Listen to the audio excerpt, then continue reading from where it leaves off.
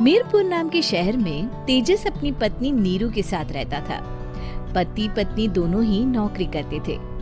एक दिन तेजस गांव अपनी माँ के पास फोन करता है। हेलो, प्रणाम माँ। जीते रहो माँ, तुम दादी बनने वाली हो। अरे वाह, ठीक है बेटा, मैं कल ही आती हूँ। जब माँ जी शहर पहुंची तो बेटे बहू ने बहुत अच्छे से स्वागत किया। लीजिए माँ जी चाय। अरे गर्मा गर्म पकोड़े ले आओ माँ के लिए। नीरू रसोई में गई और 2 मिनट में ही पकोड़े ले आई। जी ये लीजिए। बहू जादू से बनाए हैं क्या? अभी तो रसोई में गई थी। यम्मी।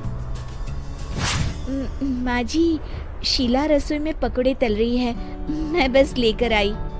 हे भगवान, मेरा धर्म भ्रष्ट कर दिया तूने। अब तो गंगा जल से शुद्धिकरण करना होगा।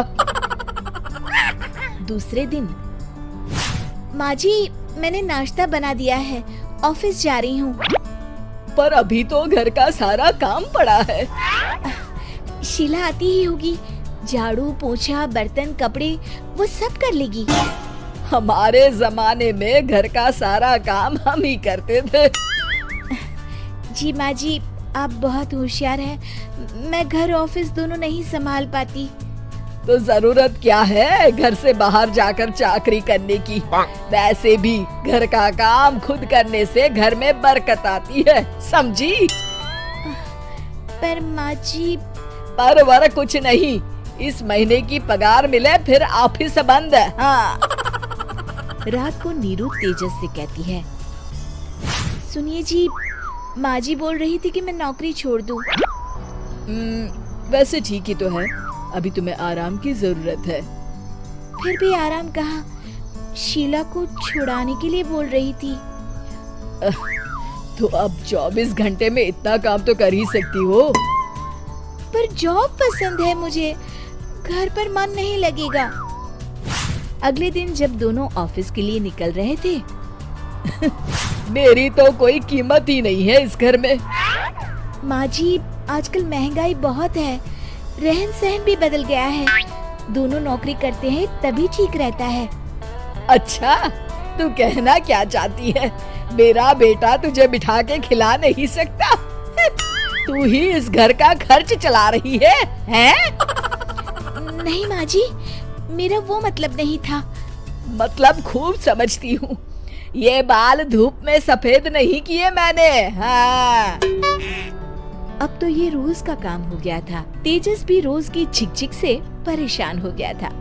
एक दिन उसने कहा, नीरू, वैसे भी तुम्हें मैटरनिटी लीव मिलने वाली है, तो अभी से ही छुट्टी ले लो। पर क्या, मेरी सैलरी अच्छी खासी है। आखिर नीरू ने रिजाइन कर दिया। जब बच्चा हुआ तो घर में सब बहुत खुश हुए। कुछ दिनों बाद तेजस फाइल देख रहा था। क्या हुआ तेजस, कुछ परेशान लग रहे हो? अब हाँ, वो हमारी जितनी सेविंग्स थी वो तो हॉस्पिटल में और छठी के फंक्शन में खत्म हो गई है नीरू।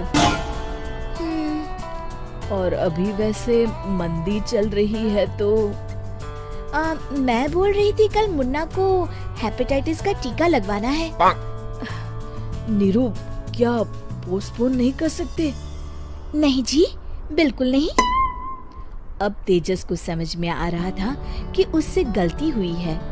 पैसों की कमी का असर घर के माहौल पर भी पड़ रहा था। अगले दिन, बेटा मेरा चश्मा और ये दवाइयाँ ले आना, पर्चा देते हुए माँ जी ने कहा। जी। तेजस, मुन्ना के लिए दूध का डिब्बा और डायपर भी ले आना, और ये किराने के सामान की लिस्ट है, इसे भी लाना है।